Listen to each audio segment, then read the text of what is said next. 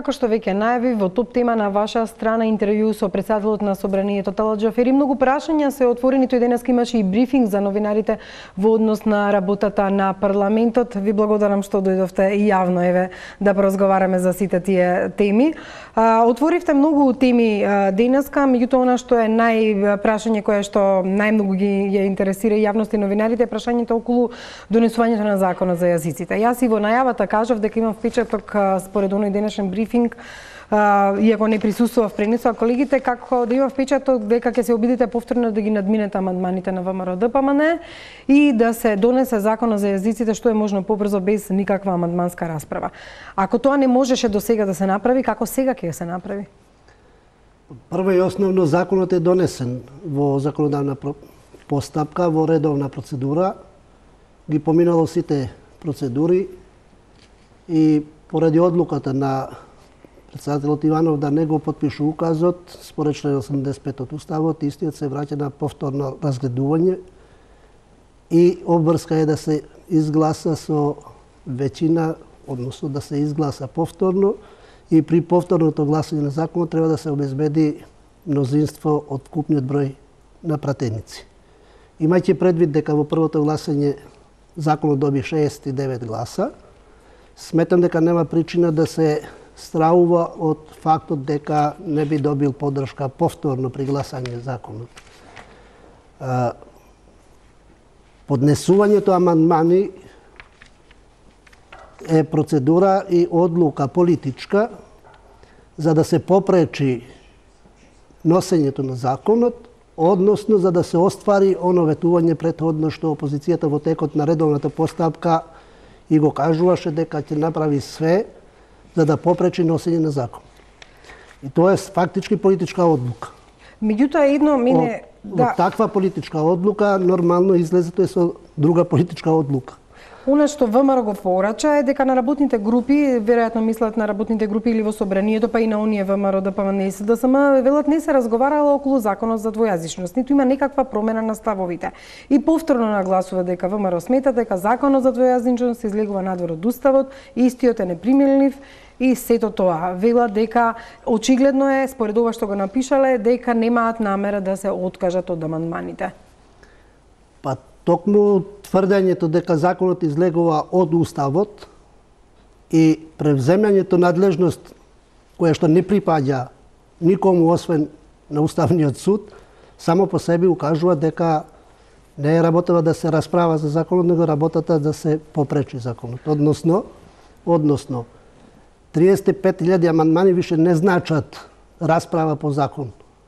35.000 амандмани значат блокирање на работата на Собранието. Ви велеа со свој камен по глава за 35.000 амандмани своевремено кога вие правевте нешто слично. Не е соодветно, значи, компарацијата, затоа што 15.000 амандмани мои беа во комисија, значи не во редовна постапка, во процедура, онако како што е пропишано, значи, во текот на второто читање, при скратена постапка на носење на закон кој што беше предложен од ВМРО ДПМН и во соодветна процедура при читање во второ читање на комисија беа поднесени тие амандмани.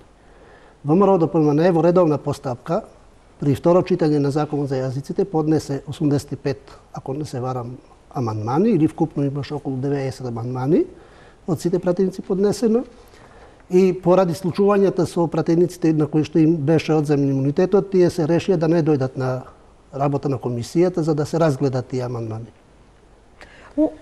И во таа ситуација, пак кажувам, 35.000 амандмани не се намера да се расправа за законот и да се докаже оно што го тврдат, него 35.000 амандмани, ако се отвори расправа, значи блокирање на Собранието, односно немање парламент.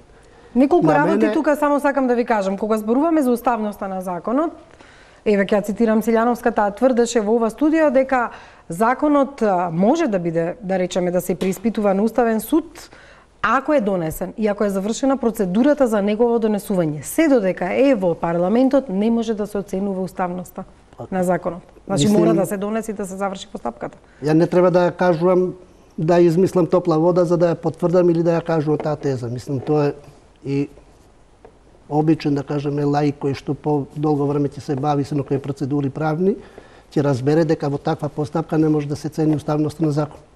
Значи ни ваму ни таму е сега, не може не е ни таму ни ваму. Законот е во соодветна постапка.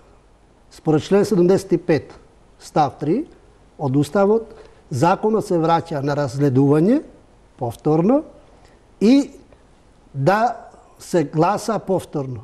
И Уставот во член 75 став 3 обврзува пратениците повторно да го гласат законот и истото решение, и истото решение е обврзано да добие минимум 61 глас, односно мнозинство од вкупниот број на пратеници.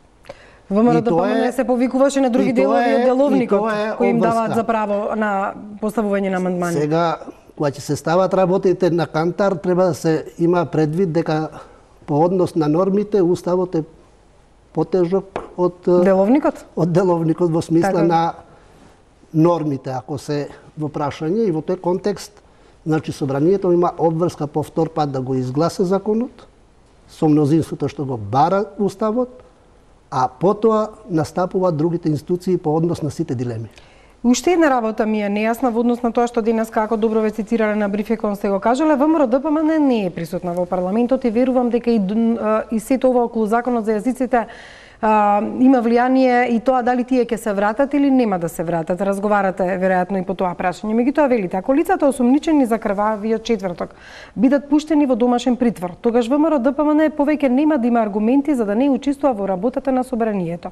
Причината поради која не доаѓаат на пленарните седници, мислам дека за некое време нема да постои, бидејќи тоа ќе добие епилог. Знаете дека на пример Крсто Муковски ќе го пуштат во домашен притвор или ќе има некаков искоз за ова да го кажете? Прво, фразата крвав четврток не е моја фраза, ја не сум го употребил тоа никаде. Него употребив израз лицата во врска со 27 април е причина што ВМРО ДПМН донесе одлука да не доаѓа во собрание, а законот кој беше вратен од претседателот беше можноста тие да го искористат тоа да влезат во собрание. Ама ако не може да зборуваат по амандманите, што им ја користава? Видете сега. Тоа е одлуката да не доаѓаат и аргументот зошто не доаѓаат пред сите фактори, значи и домашни и меѓународни, ја образлагаат и аргументираат со фактот дека дел од пратениците се во притвор. И очекувањата и барањата нивни се постојано да луѓето, односно тие лица, бидат излезени од притвор, за да можат да се направат оптимум предуслови за да се вратат во собрание. Има политички договор дека ќе бидат пуштени од притвор? Договор. Отивака како што кажувате меѓу редови, така се чита. Не може да има политички договор, него има процедура, соодветна судско-правна процедура, која што се води. Како која процедура завршува, така завршуваат и предусловите лицата да бидат или да не бидат во притвор. Меѓутоа велите, мислам дека за некое време нема да постои таа причина. Затоа викам за некое време, затоа што постапките кои што се водат во соодветната надлежна институција, при сослушување на сите сведоци, сега ако нема други елементи, додека нема и доколку нема други елементи за причина да се задржат луѓето во притвор, нема причина да ги задржат во притвор. Значи, не навлегувам сега во конкретни, но имајќи предвид искуствено сега со другите лица кои што беа во притвор, па пуштени надвор од притвор во куќен притвор или со други мерки да се обезбеди нивното присуство пред органите, тогаш се тоа прашање на денови, затоа што процедурите се такви во соодветната институција, да се ислушат сите сведоци, односно лица кои што треба да се ислушат, за да може да се исполнат условите за понатамошна постапка во органите соодветни и тоа да биде предуслов да се надминат сите потреби во смисла и да односно дојдат пречки, во парламентот. За да тие излезат значи од притвор. Не дека се работи за политички дил во тоа. Не, тука ако го пак парашувам, ако излезат сите тие и пратениците на ВМРО од притвор, значи ли тоа дека ВМРО се враќа во парламентот, а за возврат ќе ги повлече амандманите? Дали за тоа разговарано? Не, тоа не е тој сооднос така. Нивното и јавно кажување. Солидарноста со пратениците кои што се во притвор е аргументот и причината што се тие надвор од парламентот. Тоа и јавно го кажува, тоа и го кажа и на конференција. И дали тако нема повеќе таква причина, би се вратила? Ако нема таква причина, би се вратила нормално. Меѓутоа не се става во контекст на Законот за јазиците? Не се става во контекст на Законот за јазиците, затоа што тоа е друга приказна, во смисла друга приказна. Друга процедура е во суштина и затоа и само ВМРО и сите политички чинители во државата треба да имаат во предвид што во суштина сакаме сите ние во наредниве, да кажем, 4 месеци. Она што тие Во наредниве 4 месеци. Ако сите очекуваме да во април добиеме датум за отпочнување преговори за членство во Европска унија, ако до самитот или до когај на НАТО се очекува да се заокружи дебатата и разговорите, преговорите околу разликите со името, и ако тоа е вратата за влез во НАТО, сметам дека никој политички зрел нема да се упушта во ситуација собранието да отвори дебата кој ќе трае со години и да се вратат сликите од 16-та, 17-та, 15-та и не знам која година во смисла на блокирани институции. Меѓутоа, пак не знам како ќе премостите работата со ВМРО-ДПМНЕ. Они велат, очекуваме собранието да го почитува деловникот и Законот за собрание и да ги разгледа предложените. Ќе ги игнорирате? Не, све во рамки на деловникот, уставот ќе биде постапено. Дури и да изгласате без нив, ќе свикате седница, тие нема да дојдат, ќе се собере 61 пратеник, ќе го изгласа Законот за јазиците. Па законот треба да се изгласи со минимум 61. Тоа не значи дека не треба да дојдат и слободни се да дојдат на седница. Меѓутоа, еве да речеме дека имаше весници кои пишуваа на албански јазик дека во четврток уште утре тоа ќе го направите. Сите пратеници се слободни да бидат на седница која е свикана да се одржува. Кога ќе се свика таа седница кај што? Таа седница е свикана и застанавме на делот гласање, делот точките кои што дебатата заврши.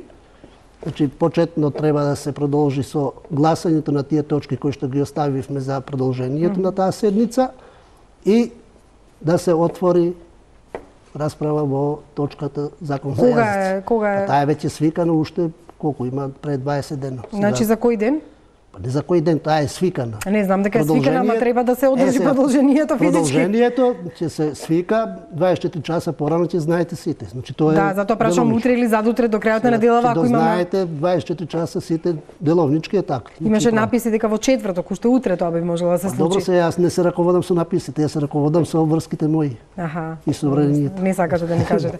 Добро, меѓутоа она што исто во однос на Законот за јазиците беше интересно дека во 2011 година уште на првата седница чинам со ВМРО-ДПМНЕ го донесовте тогашниот 2008 Закон за јазиците. Сега многу тешко вие да го донесете овој закон со оваа коалиција и со ВМРО-ДПМНЕ како опозиција. Ако се сеќавате 2008 година и тоа пред да се избере владата го донесевме законот прв пат за употреба на јазиците и тој закон тогаш не беше потпишан од Бранко Црвенковски како претседател на државата, базирано на член 75 од Уставот, но тогаш Црвенковски не се упушта во тоа дали е законот уставен, неуставен, неко дал образложение во смисла има непрецизни одредби, има недоречени одредби, во тој контекст беа забелешки. Тоа го надминавте, а сега 9 месеци трае сето ова. Ви кажувам сега, тоа е стварна политичка одлука на ВМРО-ДПМНЕ. Неспорно е да имаат политичка одлука, но веројатно размислуваат и тие сами дека таквите одлуки, доколку ги терат до крај и со тоа да се блокира собранието, јас сум кажал уште на почетокот и за дебатата дури се одвиваше пред локалните избори, повикувањето на граѓаните дека тоа го прават од име на граѓаните, граѓаните им покажаа после на локалните избори дека не стојат за таква логика на функционирање на собранието. Граѓаните сакаат да го видат собранието функционално, ефикасно и да работи во смисла на оно што се интересите на граѓаните и интересот на државата. Во овој момент сите инстанции меѓународни, домашни, експерти, доексперти укажуваат дека моментумот е историски. Република Македонија да го добие оно што го заслужува. Почетокот на преговорите со Европска унија и повикот за членство во НАТО. Какви беа барањата токму на европарламентарците и мислам дека ВМРО ќе најде сила да се издигне изнад собствените кругови во интерес на државата, за да може во овој историски момент да биде дел од историските решенија во интерес на интеграција. Каков е впечатокот по посетата на Јункер, по посетата на европратениците? Дали имате вие воопшто впечаток дека ВМРО ќе се издигне над она што им е политика кон своите гласачи и ќе може ова да го направи, или пак вие направивте отстапка? Ова сето го зборувавте уште пред известно време и ние очекувавме тие 24 часа да поминат, да свикате седница, да се изгласа со 60 пратеник и се повлековте. Ако се раководиме само како председател на собрание. Не се повлеков. Затоа викам, јас како председател на собранието сум кажал уште на почетокот на својата функција, односно мандат, дека имам сили да изслушам до крај секого, сите аргументи, на крај, кога ќе донесам одлука, тоа е одлука више која што е неповратна. И затоа, последниот чекор никогаш не го правам прв. Последниот збор никогаш не го кажувам прв.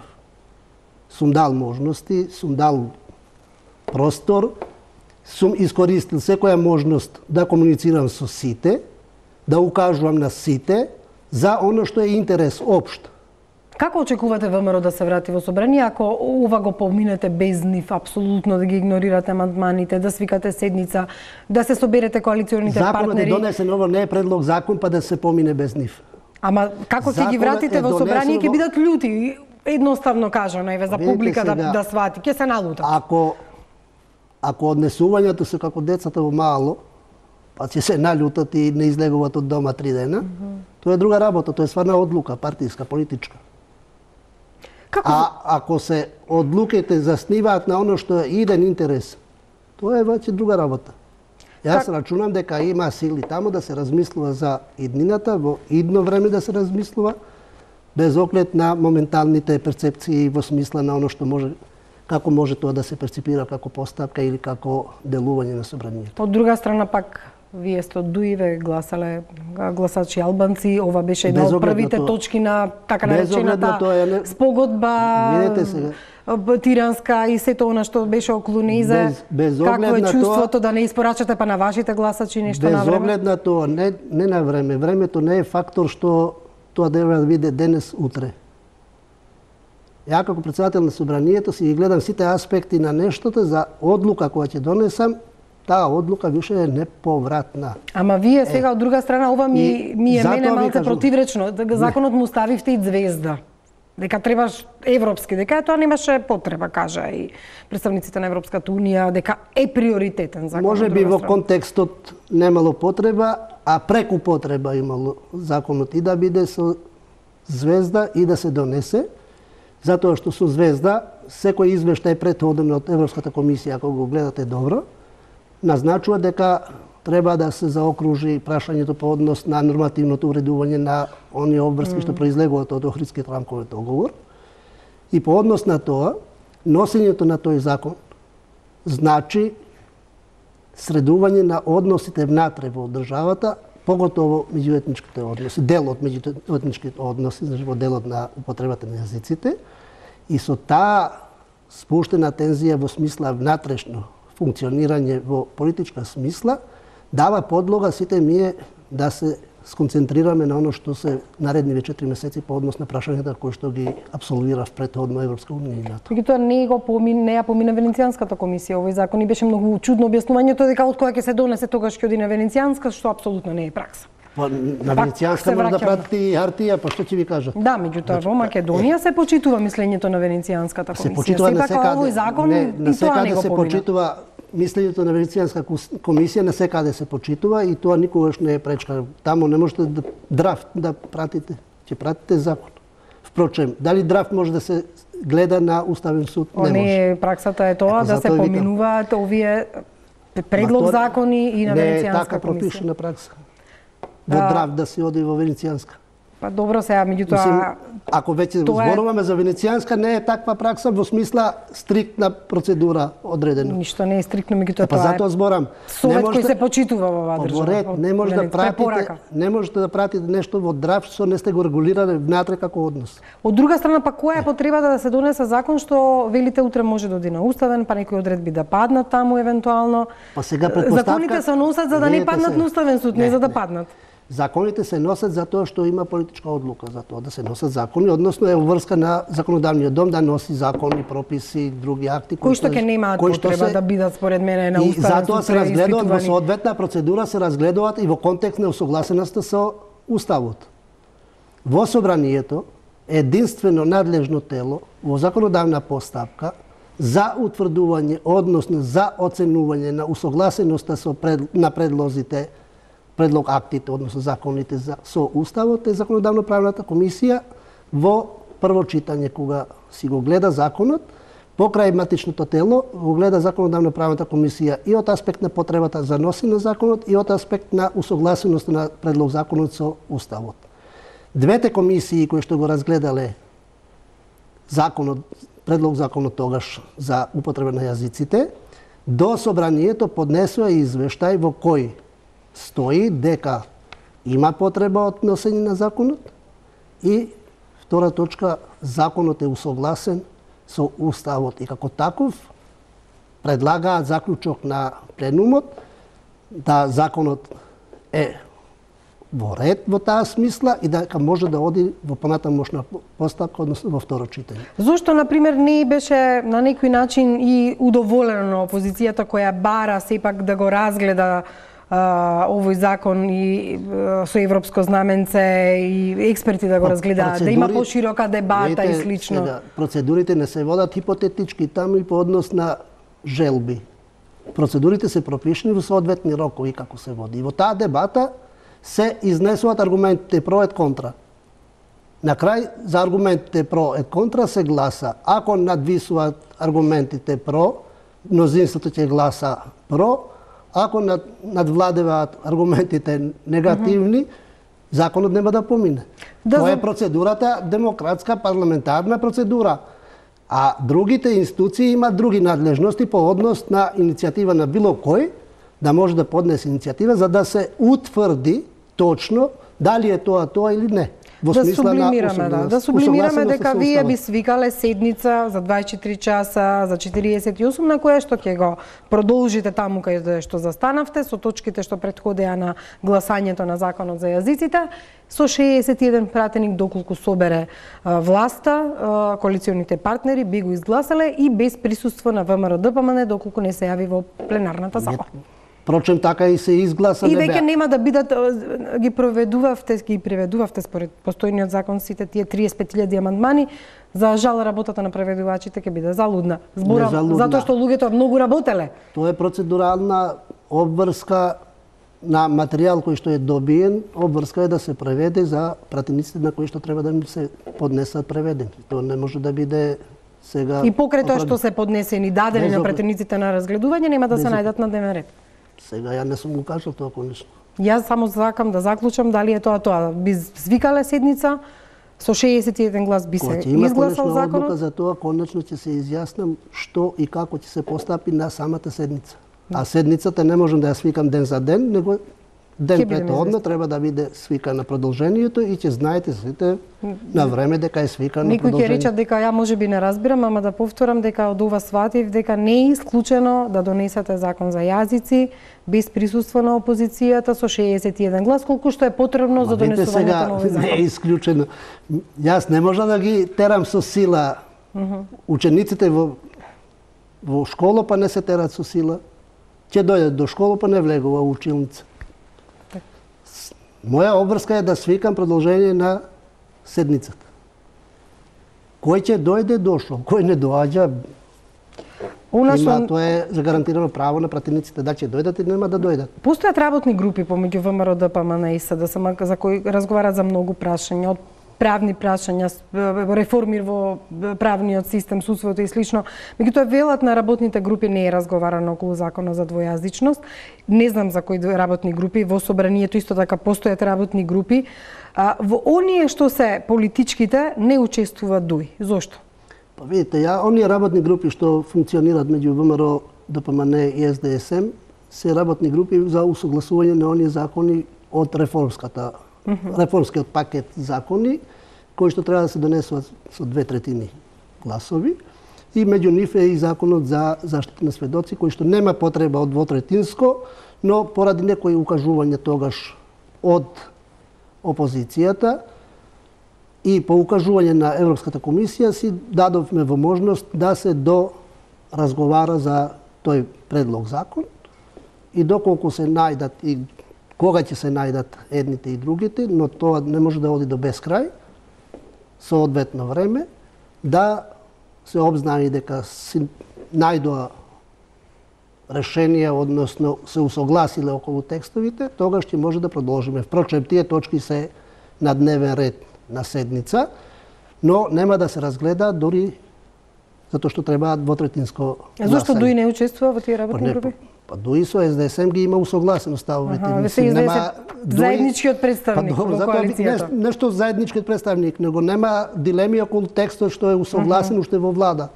Так. И нема потреба сега како таму полицаец да се биде или како некој чувар таму, па да кој што како ќе разговара. Безпредметно би било да бидат присутни таму. Ја не зборувам сега од нивно име, но сметам дека е тоа причината. Сепак, она што исто така го говоревте во однос на испорачувањето на законите кои што се потребни за да се извршат реформите и планот на 369 на владата, сепак е загрижувачки доцнат реформските закони за кои е потребно ова што велите двотретинско мнозинство, се однесуваат на судството, на безбедносните служби, многу ветувања од оваа влада, многу амбициозни 369 планови, па многу сега има шеги до тројката ли се или до шестката или до деветката во однос на ова прашање. Меѓутоа, каков е вашето чувство? Вие како законодавен дом и ќе работите ако треба, и ќе ги носите законите, ама ако тие не се усогласени, не се прават, тогаш и не работите и правевте пауза. Денеска имаше интересна пресметка дека во месец февруари собранието само 2 дена имала пленарни седници, и ако се земе предвид дека еден работен ден со пленарка чини околу 30.000 евра, ќе биде тоа 540.000 евра. Впрочем, да го видиме прилогот на колечката Сонја, која што направи добра пресметка во однос на сето ова и ви ги нотираше сите забелешки и закони кои треба да се донесат, а не се донесени. Само да го погледнеме пред. Во месец февруари собранието само 2 дена имаше пленарни седници. Едната беше со пратенички прашања, другата со закони и одлуки. Ако се земе предвид дека еден работен ден со пленарка чини околу 30.000 евра, шегаджиите веднаш пресметаа дека преку неработните денови овој месец пратениците заштедеа 540.000 евра. Спикерот Талат Џафери вели дека немањето седници не значи дека пратениците не работат. Ние успеавме да воспоставиме ритам на закажување седници. Не правиме непотребни трошоци со секојдневни заседанија, но пратениците работат и кога не се на седница, дури и кога не се во собраниската зграда. И покрај ваквото објаснување, останува впечатокот дека собранието не си ги сработило сите домашни задачи. Голем дел од нив се поврзани со владата и амбициозниот план 369. Најзагрижувачко е што доцнат сите реформски закони за кои е потребно двотретинско мнозинство, а се однесуваат на судството и безбедносните служби. Скромното парламентарно мнозинство мора да се усогласува со опозицијските колеги, но смета и на нивното европско расположение и на постојаните потсетувања од меѓународните експерти и олеснувачи. Во знак на добра волја, владеачките партии прават консултации со опозицијските и за законите кои можат и сами да ги донесат со 61 пратеник. Целиот тој пакет ги опфаќа законот за судови, за судски совет, за обвинителство, за формирање оперативно-техничка агенција, за полиција, за следење на комуникациите, за класифицирани информации и други, а истакнуваат дека законот за заштита на сведоци е целосно усогласен. Поради проблеми со кворумот на Комисијата за избори и именувања не поминаа предлозите Насер Ајдари да биде избран за уставен судија, а Ангел Солев и Ангеле Илиевски за членови на Советот на обвинители. На листата на чекање е ставен и предлогот на Антонио Милошовски за избор на 8 члена на ДИК. Потребата од двотретинско мнозинство не е единствената причина што оваа тема не дојде на дневен ред. Всушност, во рамки на политичкиот диалог, партиите разговараат за менување на изборниот законник, што значи за редефинирање на составот и позицијата на ДИК, а веројатно и за менување на изборниот модел, пошто е можно наместо 6 да имаме само една изборна единица. На власта и опозицијата засега најдобро им одат разговорите околу новиот деловник, иако е далеку од донесување. Пред себе го имаат нацрт текстот подготвен од европските експерти, а сите партии доставија забелешки и предлози како да се преуредат и допрецизираат прашањата поврзани со конститутивната седница, опфатот на пратеничките групи, пратеничките прашања, независноста на собранието од извршната власт, надзорната улога, одземањето имунитет, носењето закони во скратена постапка, ставањето европско знаменце и други прашања. За овие теми, како и за кодексот, ќе се разговара и во Охрид во рамки на иницијативата Жан Моне. ВМРО-ДПМН ќе учествува, бидејќи, како што велат, не се против диалог, но потсетуваат дека нема потреба да се патува надвор од земјата за да се разговара за подобрување на работата на државните институции. Последна, за некој веројатно прва за останата обврска е законот за јазиците, натоварен со повеќе од 35.000 амандмани. Спикерот Џафери вели дека отварањето амандманска расправа не е решение, бидејќи ќе го блокира собранието. Повикува да се најде политичко решение пред тој да донесе политичка одлука и верува дека тоа ќе се случи наредниве денови. Од опозицијската партија тврдат дека за тоа не се разговара во работните групи и дека нема промена во нивните ставови. Законот е неуставен, неприменлив и може да има далекосежни последици. Откако барањата за повлекување на законот и за поширока дебата не наидоа на соодветен прием, пратеничката група поднесе амандмани за да се коригира спорната содржина. Очекуваме собранието да ги почитува деловникот и законот и да ги разгледа предложените амандмани. Затварањето на ова прашање ќе отвори пат за донесување на законите со кои ќе се намалат надоместоците за патните трошоци на пратениците. Двете точки се на иста седница и Џафери е решен да ги води по овој редослед. Добронамерниците апелираат што поскоро парламентот да проработи во полн состав. Велат и дека ВМРО-ДПМН е само што не се вратило на седниците. Иако од партијата потенцираат дека формално немаат одлука за бојкот, но суштински се уште не се исполнети и неопходните демократски услови. Сонја се обида да ги наброи сите оние закони кои недостасуваат за стасат и да бидат изгласани во парламентот. Го начнавме разговорот за тоа дека се договара што може, што не со 61 пратеник да не се донесе. Меѓутоа, еве што станува со реформските закони. Законите кои се однесуваат на вистина на судството, законите кои се однесуваат на комуникациите, на класифицираните информации и слично. Кажа, двотретинските закони се дел од оно што го разговара да се усогласат со ВМРО-ДПМН. До кај се имали надеж дека брзо ќе стигнат на седница? Ја не учествувам во тие групи работни, онако информациите кои што си ги имам, во главном бар оно што информираат двете страни се на добар пат да се изнајдат, да се усогласат и со тоа веројатно се условува, односно фактички се условува. Претhodно е кажано дека нема да се вратат додека не се расчисти прашањето околу пратениците во притвор. Значи се тоа и утре да се соопшти дека е усогласени законите, да продолжиме дебата, не можеме да ги изгласаме затоа што се двотретински. Ќе треба да чекаме и содот од оно што го очекуваат во процедурите таму кај што се водат процедурите по однос на пратеници. Меѓутоа не се само пленарните седници, има проблеми со комисиите за избори и именување. Ве кажавме, не поминаа предлозите за избор на уставен судија, членовете на советот на обвинители. Мислам дека тоа во тек на утрешниот ден ќе биде надминато. Како? Со присуство на член од комисијата од Движењето Беса и со тоа се има мнозинство. Значи, тоа е моја надлежност доколку постојниот председател на комисија. Од која Беса е прашањето ти многу? Беса, за мене званично е Беса, се уште пратеничка група Беса. Така и тоа значи дека Беса ке дали ќе биде членот, дали ќе биде заменик членот присутен, тоа е стварна одлука. Значи можете уште утре да бидат изгласани избран уставен судија и совети на обвинители. Да. Добро.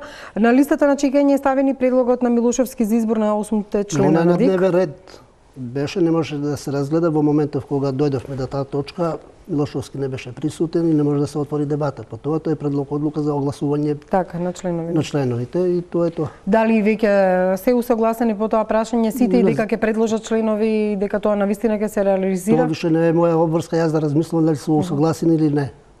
Ако предложат пленумот треба да реши дали ќе ја изгласа одлуката или не. Тоа е работа процедурална која што ќе помине низ процедурата, доколку се изгласа, обврска на собранието да го објави огласот. Лицата што ќе се пријават на огласот, за тие лица партиите после треба да бират дали ќе се изјаснат или не. Се поставуваше прашањето што ако има референдум за името, условно кажано, а нема државна изборна комисија која не може да одржи референдум. Тоа прашање јас го поставив уште пред да се констатира оставката на сите членови на ДИК. И затоа е ова прашање многу битно во даден момент ако навистина дојде до референдум.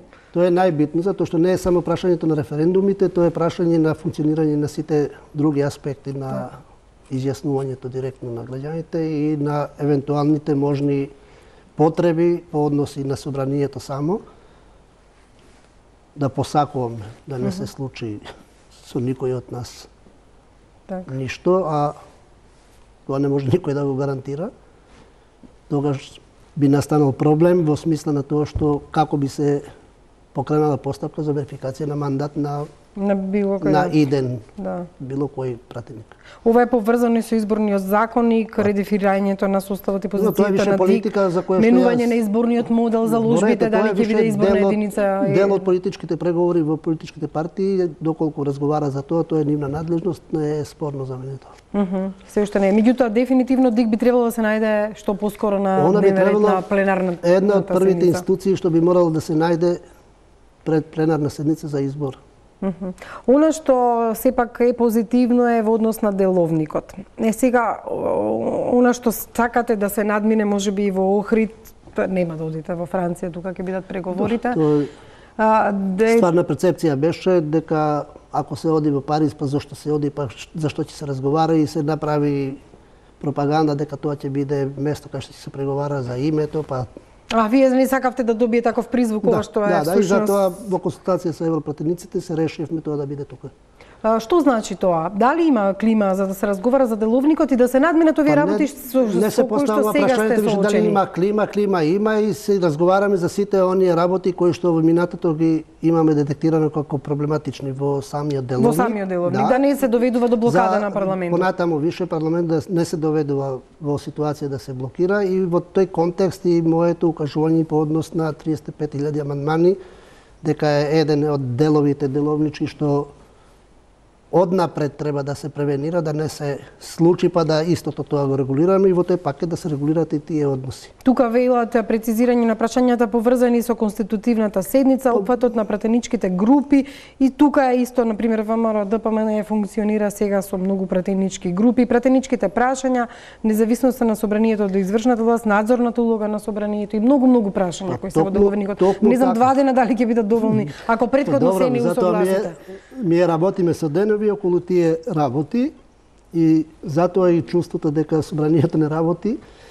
Ако во јавноста е навикнато секој ден да се има пленарна седница онлайн, значи на собранискиот канал,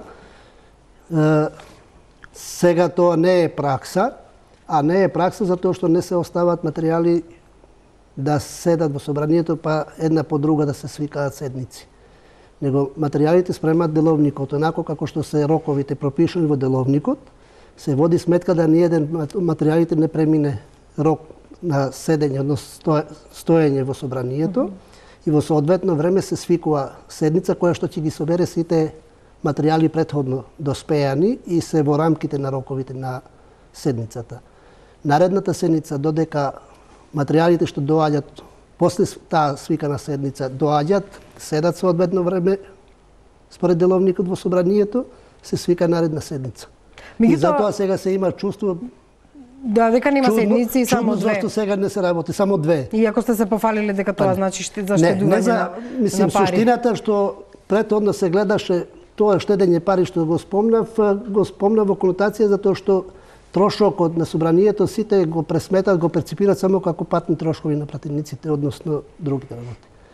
трошковите на собранието, при работа на собранието, не само доаѓањето, одењето од работа и на работа. Значи има и други трошкови кои што се врзани за работата на собранието. И фигуративно, мислим, го кажав тоа за да се разбере што значи еден ден работа на собранието, пленарна седница. И тоа е од прилика, сега тоа го кажав, не го кажав децидно, мислим го кажав од прилика околу 30.000 евра трошок, имајќи предвид ангажирањето на сите они луѓе што ќе се ангажират околу таа работа, техниката. Да, служби и техничките. Сега затоа викам, не се гледаат трошоците за собрание, само оно што е дел трошок. Да, кога сме кај патните трошоци, тие треба да се најдат на дневен ред на седницата, пред да се донесе гласањето за закон за јазиците. Се на иста седница со точката закон за јазиците, ако се сеќавате, точката закон за јазиците беше како 8 точка, ставена на дневен ред, прескочена за да може да се разгледат другите точки и да се вратиме на таа точка. Тоа е редоследот. Она што се однесува до трошоците е најболното прашање за сите, а од друга страна се најздружени кога станува. Затоа сите пратеници, било да се СДСМ, ДУИ, ВМРО, ДПМН, тешко им оди кратењето на нивните патни трошоци и не се најде решение во однос на тоа дали тие ќе престуваат во станови овде во Скопје и за да не мора да патуваат и да трошат толку за амортизација и слично. Сепак се бараше одговорност и од некои пратеници, па подосна членови на ДИК во однос на нивните патени трошоци, постојано се на тапет пратеници кои не го взимаат. Злоупотреба, било кој да е злоупотреба, има одговорност. Не тоа се вика наоѓање на начин во законот како да се не е наоѓање на начин, тоа е закон. Пари од буџетот. Не, тоа е закон пропишан. Меѓутоа има едно што се вика морална одговорност и кога е пропишан законот. Сега ако некој зема 20.000 евра годишно, како ги зема 20.000 евра годишно? А спие во Скопје, има стан во Скопје, патарините се од таксисти кои му ги даваат за да се оправда и слично. Тоа во истражувачкото новинарство се е откриено и документирано. Јас ви кажувам, злоупотреба е казнива. Меѓутоа, дали сте на ставот дека треба да се намалат тие средства што се даваат за патни трошоци на пратениците или не? И вие патувате? Ја патувам и сега со службено возило. Сега, како председател, сум патувал цело време со приватно возило. Иста релација, значи, како што сега патувам, иста релација патувам од 2002. Добро, не се најдовме меѓу првите кратка вие релацијата во однос на трошоците. Меѓутоа, сметате ли дека треба да се скусат тие трошоци? Треба статусно да се реши институтот пратеник прво како институција. Тие се избрани од граѓаните. Направена е фама околу тоа во смисла што пратеникот е направен више да не може да излезе на улица. Не, тој излегува видете се, влегува во градот за да одржи се. Статусно е направена перцепција дека више тоа е штетно да се биде институт пратеник или представник. Ако се гледат искуствата, стандардите и околу нас, и далеко од нас, односот кон институцијата парламент не е таков. Меѓутоа има решенија. И дали се тоа станови во кои што ќе престојува? Дали е тоа службени возила? Дали разбирате дека тие станови подразбираат дали разбирате дека тие станови подразбираат трошкови исто така за собранието, не за пратениците, за собранието, за институцијата. Прашањето дали ќе се намалат средствата од буџетот или нема да се намалат? Решенијата беа и такви претходно. Ако се вратите на назад, значи во сите состави од 90-та година плуралниот систем па навамо, представничкиот, значи, ќе видите дека перцепцијата на нашиот граѓанин е пратеникот да му биде при рака. Било решението да пратениците седат во хотел во Скопје, да седат во стан во Скопје, тие трошкови ги плаќало парламентот, значи собранието ги плаќало, не ги плаќаа пратениците како решенија законски. И се утврдило дека не соодветно за тоа што представничката улога на пратеникот се прекинува во смисла што нема комуникација пратеник и избирачко тело, од каде што доаѓа. Ако го терате да седи он цела недела во Скопје, Он има прекин во комуникација. А кај ќе има комуникација ако се дојде дома вечер у 10 навечер, дојде утрото повторно за наседница? Ако нема приемен ден обезбедено за своите сограѓани? Па затоа е направена организацијата, биде да се обезбеди и да биде таму, и да биде на работа у собрание, и да биде на работа у комисијата. Значи и вие сметате дека не е решењето во намалување, ќе намалите колку, еве се предлогот да се намали, да кажеме, на 20%. Така. Тоа што иде од Струмица, од Гевгелија, од Ресен, од најдалечната точка, во сооднос со другите пратеници пак ќе биде во некој ниво што ќе биде дискутабилен за некого овако кој ќе го види. Ако се соберат парите на куп, на вистина беа многу, не беа залудни критиките на јавноста. Ние сите патуваме кога одиме на пат, меѓутоа тоа не го злоупотребува. Прашањето дали се злоупотребува тоа што велите вие. Ако спиеле, треба што со камери да одиме да ги следиме кај спијат. Не треба. Па да докажеме.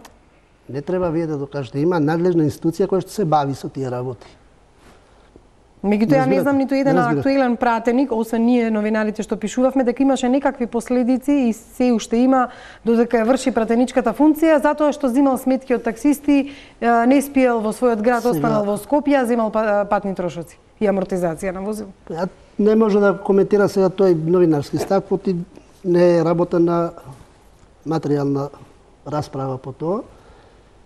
Решење треба да има и треба да се менуваат перцепциите околу статусот. Видите сега, по работа на пратениците, во последниот месец имавме 3 сообраќајни несреќи во кои што учесници се пратеници. За среќа. Значи, ниеден од нив, барем животно, не е загрозен. Замислете ги тие односи сега. Секој ден е по работа, пратеничка работа. Или да оди во единица локална, или да оди во избирачко тело, или да оди по партиска задача како пратеник. Тоа се све работи кои што треба да се имат во предвид, не само еднострано. Исклучувам таа можноста за злоупотреба. Тука мислим нема коментар за тоа, не треба да се дискутира за тоа. Се дискутира и се правело за тоа. Сега ако има злоупотреба се знае тоа, не треба никој да го каже, тоа треба да се постави. Тоа друго прашање или друг коментар по тоа не може никој да даде. Работава е што треба, ако од сите страни се укажува, парламентот треба да биде коректор на властите, онако како што е поставена. Како ќе биде коректор на властите кога самиот е контролиран? А контролирање со поставеноста по однос на функционирањето. Така. И таа е таа работа што треба собранието да си го поставиме во свое место, на свое место по сите функции. И по представничката функција, и по контролната функција, и по законодавна функција. Да си го поставиме на свое место, да си биде институција. Јас фигуративно го кажав, чашите се од владата.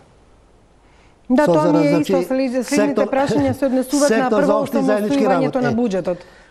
Осамостојување на буџетот, значи, собранието треба да е слободно да решава за своите потреби буџетски и да не може никој да се меша во носењето на буџетот на собранието.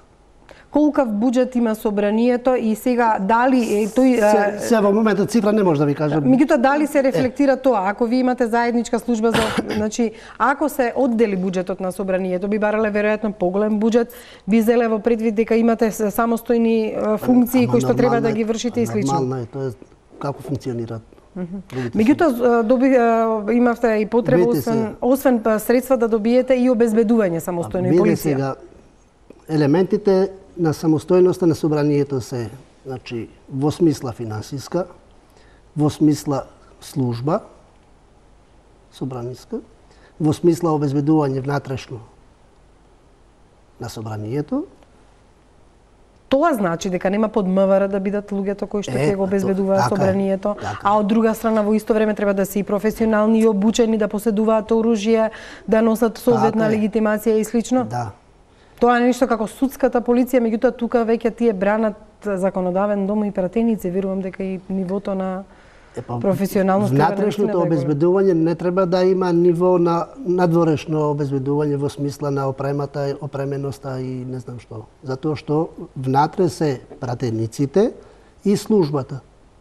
Да, меѓутоа, ако се случи тоа што се случи на 27-ми, влезе народ, а тие немаат соодветна опрема и обука? Внатрешното обезбедување, кое и да е, колку и да е, не е надлежно за оно што се случило 27-ми во смисла од надвор. Затоа што тоа секторот за јавна безбедност, дирекцијата требало да обезбеди физичко обезбедување надворешно на парламентот, односно на објектот. Меѓутоа, дел од тие луѓе се во притвор заради 27 април. И таа е обврска на секторот за јавна безбедност да обезбеди, односно да попречи можноста да се влезе во парламентот. Ако речеме дека дел од собраниското обезбедување и велеат во своите искази дека тие не се надлежни за да ги вршат тие работи, некој друг сепак завршија во притвор, се подсомнеш сега дали за нереагирање. Внатрешното обезбедување кое што е под удар на законот сега поради настаните од 27-ми е под удар затоа што не постапило внатре собранието по однос на оно што било должно да постапи претходно. Што значи тоа? Внатрешното обезбедување на 27-ми требало да попречи отварање врата од внатре. И тоа е обврска. Меѓутоа, кој ги штити пратениците во тој случај? Јас тука сега во однос на ингеренциите...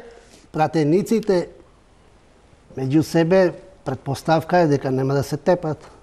Меѓутоа, кај нас во Македонија и во околината се случува тоа. Внатрешно обезбедување има соодветен број на лица внатре, за тие потреби може да се справи. Се случи она што се случи на 24 декември, каде што пратениците беа изнесувани, кубени, тегнати. Ама не беа изнесувани само од внатрешното обезбедување. Беа, значи сега има неколку инстанции, затоа прашање во однос на обезбедувањето е нејасно. Затоа инсистираме парламентот да има свое внатрешно обезбедување, кое што ќе биде под раководство на парламентот. На председателот? Па сега дали ќе биде председателот, дали ќе се определи лице кој што Да, како и да е. Во секој случај и сега имате ваше обезбедување како председател? Не тоа лично. Личното е едно, а внатрешното е друго. Значи треба да издвоите терминолошките работи. Лично обезбедување што е мое како председател е едно. Тоа ќе си остане под МВР. Она што го барате е да има внатрешното обезбедување на објектот треба да е, за да биде собранието самостојно, треба да решава сама по тие прашања. Затоа што на тој полицаец тогаш, односно на тоа лице обезбедување од внатре, не може некој од министерство да му се јави по телефон и да му нареди поинаку. Што ако председателот на собранието му нареди? Па председател на собранието ќе му нареди сега да направи едно, ќе му се нареди од МВР друго и што председател на собранието ќе го тепа тој и таму. Ќе го разреши, ќе го брка од работа. Тогаш значи дека вам, условно речено како председател, и одговорностите ви се зголемуваат. Вие ќе одговарате доколку не се постапи или се постапи погрешно. Сега нормално и одговорностите, но и функцијата, односно институцијата добива на значење. Тоа значи дека тоа обезбедување не би носело оружје? Не би носело оружје како што носи и сега. Со дозвола од МВР? Нормално како што и сега носи. Како носат другите обезбедувања. Има ли клима за такво нешто? Па сега расправаме, сега ние водиме таа дебата, значи по однос на целосното осамостојување на собранието. Сега, видите, за едно возило што му треба на собранието за услуга, односно за некоја задача да ја заврши собранието, собранието треба да се јави во владата, тоест во секторот за општи и заеднички работи, па директорот тамо да се мисли, чекај, имам или немам возило, и а собранието по функција треба да ја контролира владата. Кога сме кај контролата, она што го кажавте во понеделник. За да биде соодветен контролор, он треба да има соодветна самостојност, односно независност во смисла по сите аспекти. Кога сме кај контролата, во понеделникот велите дека парламентот треба посилно да го контролира трошењето на државните пари, без тоа власта станува мокна и се оттуѓува. Бевте самокритични во однос на тоа прашање, сега зборам на законодавниот дом, дека има соодветни закони, меѓутоа заостанува во поглед на парламентарната контрола на трошењето на буџетските пари. Од што бевте мотивирани да го кажете ова и кој е најголемиот проблем за немањето на контрола на буџетските средства? Добро, ако нашиот буџет е зависен од владата, по кои елементи ќе можеме ние да одиме во таа смисла да контролираме сега како се трошат? Ако собранието би било самостојно по тоа прашање, и ако ги има соодветните тела и внатре комисијата за финансирање и буџет. И соодветни елементи кои што би и дале статистички податоци на собранието во смисла на анализа соодветна. Тоа би било опасно, односно правец по кој пратеникот, парламентарец би можел да оди во било кој од институциите кои што е надлежно за контрола. И сега тоа може да го прави?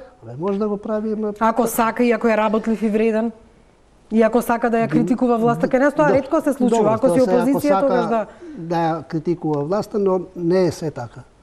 Значи, ако добиете самостојност, велите не сте зависни од буџетот, меѓутоа сте зависни од тоа што сепак вие сте дел од политичка партија која е во коалиција и која е во влада и ве поставила на позиција претседател на собрание. Пратениците, ако се од опозицијата, и ќе разберам дека ќе сакаат поголема контрола на трошењето на парите, прашањето верувам дека е како вие да ги натерате народните избраници од било која партија тоа да го прават. Затоа викам, работата е да се добие независност на собранието, со тоа се добива и сила на собранието. Без оглед дали моделот е по предлог на партиите или по кои. Зошто? И самите партии ќе имат интерес функцијата да ја извршуваат целосно, затоа што тоа ќе ја обезбеди и на самата партија квалитет во извршувањето на извршната власт. Мислите дека Ахмети не би ви се налутила ако вие најдете дека одреден министер од вашата партија троши ненаменски средства? Кога е самиот пратеник не е дел од извршна власт, па да се налјути. Така сметате дека ќе може тоа во Македонија да се случи? Не треба да работиме да се случи, а ако оставиме на ипотеки дали би можело да се случи, тогаш ќе бидеме во 93-та година се уште. Ми цениме да сме во 21 век и треба да целиме да бидеме дел од онаа Европа која што ги има тие принципи.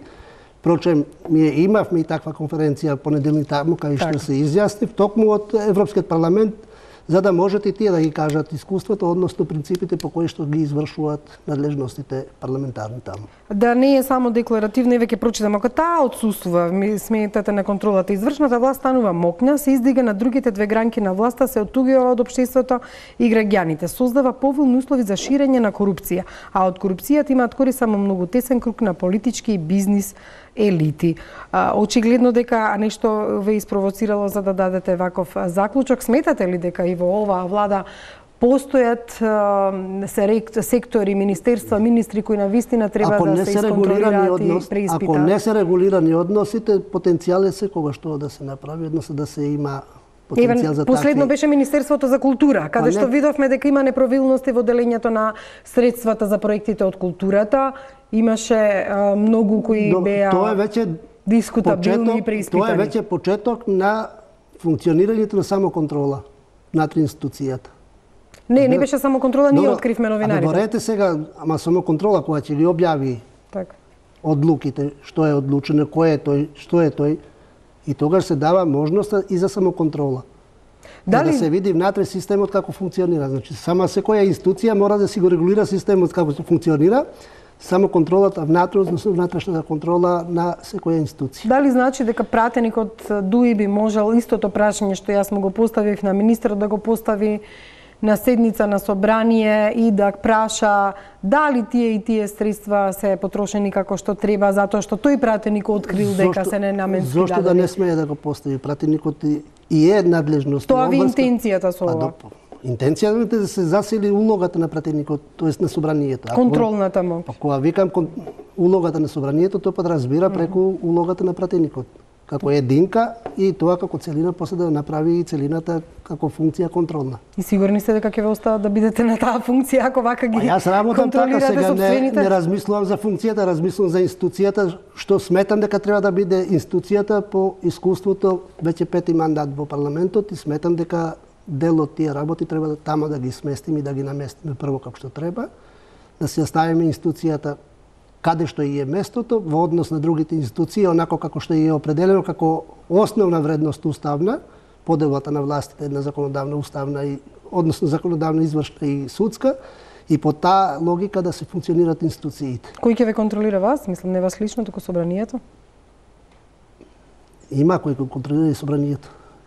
Добро, постојат извештаи. Добро, затоа има кој го контролира и собранието. Има државна институција надлежна за ревизори, за сите независни институции кои што имаат надлежности и кон собранието да си го контролираат по тој аспект. Значи неспорно е тоа. пауза за реклами и одиме со прашања поставени од невладините организации и гледачите. Тие исто така сака да знаат во однос на работата на собранието од различни области, па предлагам по паузата да ги видиме нивните прашања. Како што најавив, невладините организации кои што ја следат работата на парламентот сака да му постават прашања на председателот на собранието Талат Џафери. Александра Мицовска-Митевска, независен весник, има едно прашање во однос на работата на парламентот. Дел од нив се однесуваат и на прашањата кои што веќе ги поставивме, меѓутоа еве да видиме. Зошто ДУИ не е вклучена во работните групи меѓу СДСМ и ВМРО ДПМНЕ за двотретинските закони и за изборниот законник? Во ред ли е да се води таков неформален диалог за прашања што потоа ќе треба да поминат низ парламентот? Добре, делно тоа одговорив во смисла на тоа што претпоставувам дека по однос на нормативното уредување на предлог законите кои што се предлог на владата, ДУИ е во состав на владата и таму е усогласена во смисла на одредбите кои што се во предложените закони, а имајќи предвид дека ВМРО ДПМНЕ не учествува во работата на собранието, а ќе има потреба од нивните гласови за законите двотретински, во тој контекст е диалогот ВМРО ДПМНЕ СДСМ, а не во контекст поширок. И во тој контекст мислам дека посоодветно ќе беше на Демократската унија за интеграција да и се постави прашањето, пошто јас не ја представувам партијата, сега овде сум председател на собранието и во тој контекст по политички ќе беше таму да се упати прашањето, но претпоставувам дека е ова причината зошто тој диалог има две страни во смисла на Еве, прашуваше и Златко Димитровски од Граѓанската асоциација МОСТ, па да видиме кој е неговото прашање. Граѓанската асоциација МОСТ ја набидува работата на собранието и особено работата на комисиите во рамките на собранието. И во последниот мониторинг период од октомври до декември, само 3 комисии биле делумно транспарентни, а ниту една комисија во целост не ги исполнила деловничките одредби за водење на записниците. Од таму како планирате да ја подобрите транспарентноста на работата на комисиите? По однос на транспарентноста на работата на комисиите, и сега е регулирано во деловникот можноста да се учествува во работата на комисиите и од граѓанското општество и од експертската елита, да кажем, представници на експертите, во смисла на тоа што во секоја комисија е предвидено со деловникот да може да има 2 члена на комисијата по предлог на опозиција 1 од експертите и по предлог на мнозинството 1 член на комисијата од експертите, но никогаш тоа не е искористено како право и како можност одредено, како обврска деловничка. По однос на граѓанското општество исто така, значи е дозволено комисијата, во надлежност на председателот на комисијата и на членовите да повикуваат граѓанско општество во смисла на темите што ги третираат во комисиите, но не секогаш тоа се остварувало. Значи се оставила на волја на председателите на комисиите, иако е тоа пропишано како можност. Значи, одредбата е алтернативна, значи може да се одредува и затоа секогаш се решиле да не мораат да повикат. Веројатно не треба да биде обврзнат, можеби. Во делот значи на работата на комисиите и во делот на диалогот за деловникот ќе се разгледа и таа можност да биде обврзувачка, не алтернативна. Обврзувачка одредба. А по однос на записниците, во деловникот е пропишено кои елементи треба да ги има записникот и во разговор со и со самата асоциација МОСТ во која сум во комуникација и со која што имаме и соработка редовна во смисла на потребата за подобрување на работата на собранието, дојдовме до заклучок дека службите кои што ги водат комисиите административно немаат единствен терк на записник кој би го воделе и по кои елементи таксативно би го воделе во смисла како терк. И ние сме превземале обврска во соработка со меѓународната заедница, односно со експертите кои што ни се дадени како можност и испомош од сите институции, значи меѓународни, да се направи терк на записник кој што би се поделил на сите комисии и би бил унифициран. И тоа би била унифициран. Да, имаме уште записник. прашања. Еве колешката Александра има уште едно или две прашања кои ги начнавме, па да видиме. Како планирате да ги истуркате двотретинските закони кои главно произлегуваат од реформскиот процес, кога во последниот период постојано гледаме како во парламентот многу тешко се обезбедува кворум и присуство на само 61 пратеник? Ова го зборувавме, можете ли по-конкретно? Го зборувавме конкретно, значи се разговара околу тоа потребата да се усогласи со ВМРО, пошто тие се дел од тоа двотретинско одлучување, а по однос на кворумот, видите, има собранието покрај редовната работа и има и агенда меѓународна, значи ангажмани и во определени периоди на обврските кои што се и меѓународни, Мешовитиот комитет, потребата за учество во работните тела на Европскиот парламент и други делегации, се случува дел од пратениците во тоа време да бидат да учествуваат во настаните соодветни и нормално во тоа време не може да се обезбеди. Меѓутоа сега се врати од појадокот во Вашингтон. Се врати од Вашингтон, се врати од да напоменам дека Брисел, кажавте и сега веќе можна нема. да гласаат и пратениците од пратеничката група на движењето БЕСА и да го надополнат парламентарното мнозинство, ако веќе утре се донесат членовите. Не ретко за дел од прашањата кои што беа од општ интерес, без оглед дали мнозинството имало или немало 61 пратеник, дел од пратениците кои што се од опозицијата учествувале во работата на собранието. Ако сублимираме БЕСА може веќе да гласа и во пленарните. И другите пратеници кои што се изјасниле како опозиција за прашања определени кои што се од општи интерес учествувале во работата на собранието. Не, ова јас го врзувам дека ако е веќе така тие може да влезат и во проширување на владата. Во контекст на она што го изјавува премиерот, тоа е веќе надлежност на премиерот. За да обезбеди стабилно парламентарно мнозинство да ги вклучи во власта. Да преговара со сите тие во смисла на вклучување по односно за потенцијални како партија да ги вклучи. Тоа е веќе друга работа и надлежност на владата, значи премиерот. Златко Димитровски има уште едно прашање кое е пак специфично и директно поврзано со работата на парламентот. Последната надзорна расправа на собранието е одржана во септември 2016 година, односно пред предвремените парламентарни избори од страна на претходниот пратенички состав. Имајќи го во предвид, како планирате да ја зајакнете контролната улога на собранието и вклучувајќи ги во овој процес исто така и комисиите како работни тела на собранието? Еве уште едно конкретно прашање. Инструментот надзорна расправа во работните тела е воведен уште во 2010 година во соработка со Национален демократски институт од Соединетите американски држави NDI.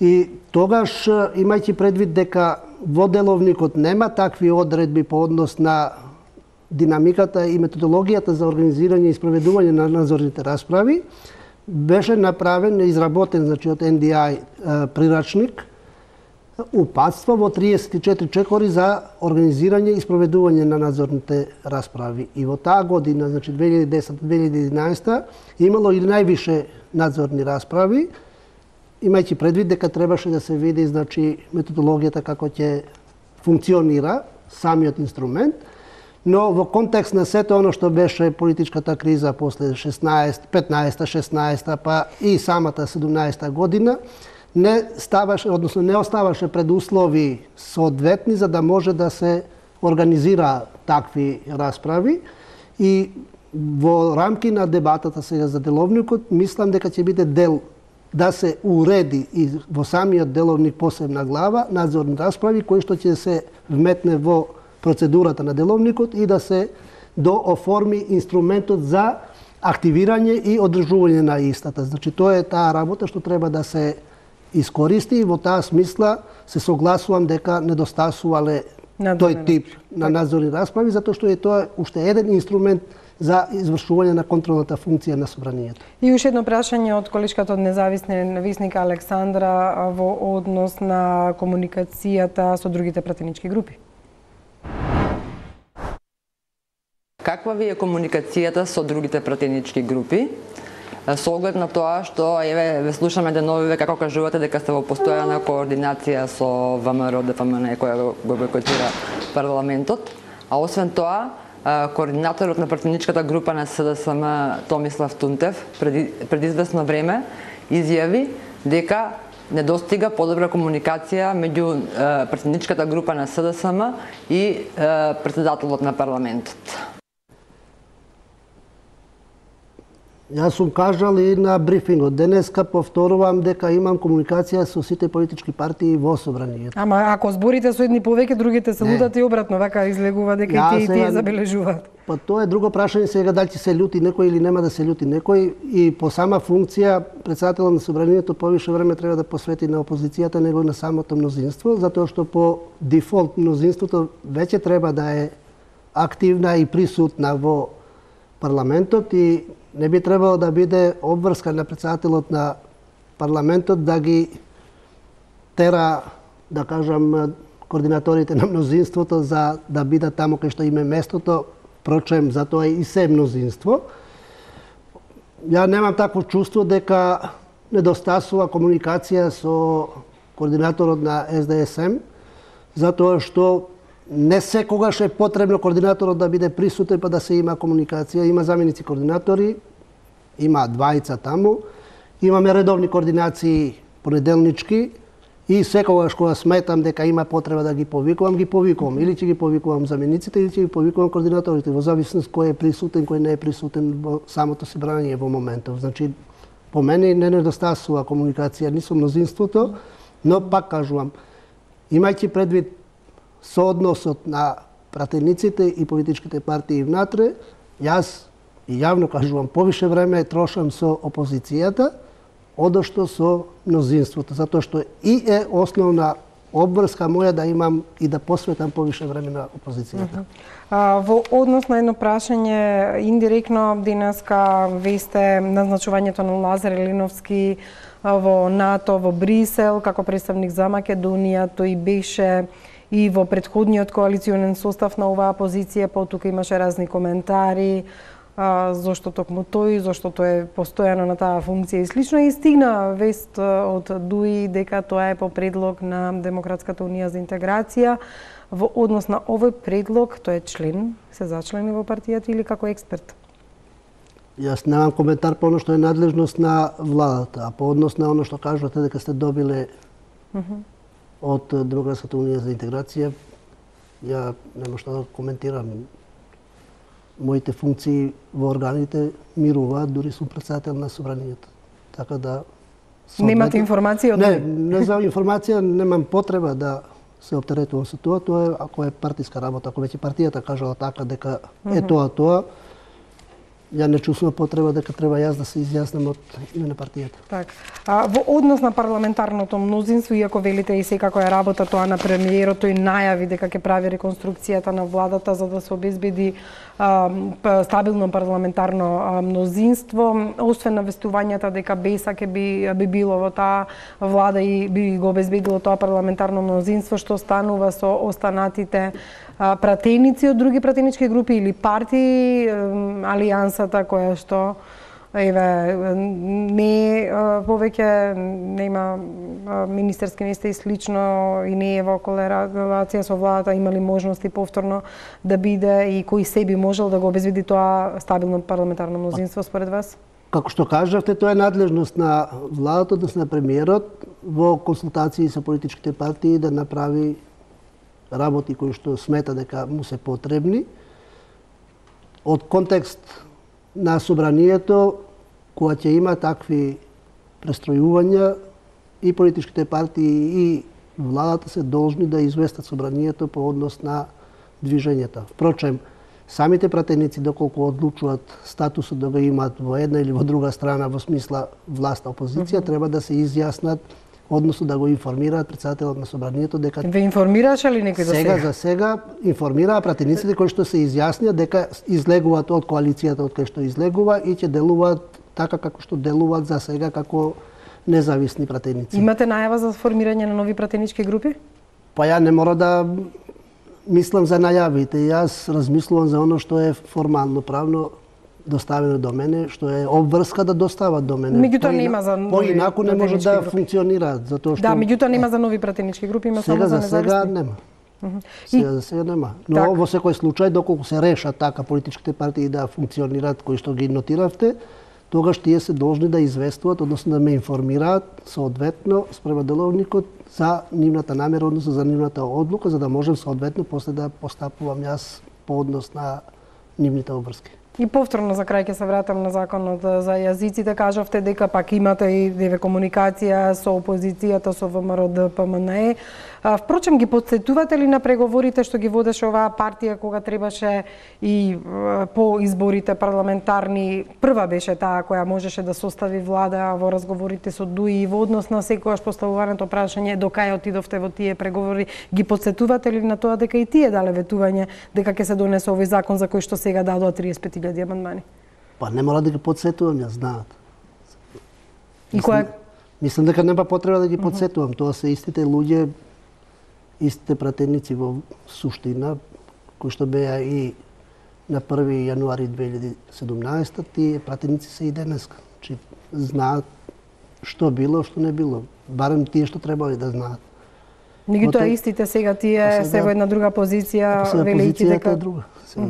Верувате ли сепак дека ова ќе се премости многу брзо и на 15 сите ќе бидете во Охрид, а пак ВМРО ДПМНЕ ќе дојде во парламентот за да може и со двотретинско мнозинство законите да се донесат и оние со 61 глас?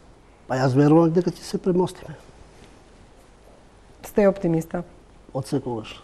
Меѓутоа, јас таинствен сте во однос на политичките разговори, не верувам дека ги нема и нормално е да ги има ако сакате да постигнете некаква цел во собранието, сепак се делува политички и тие се представници на политички партии координирани од своите политички партии, сепак ќе ги ставам во сооднос, работите во однос на тоа дека ако ВМРО навистина како услов го поставува излегувањето од притвор на своите пратеници за да се вратат во пратеничките клупи, можеби и потоа ќе ги повлечат и тие 35.000 амандмани. Прво и основно, ја не сум таинствен.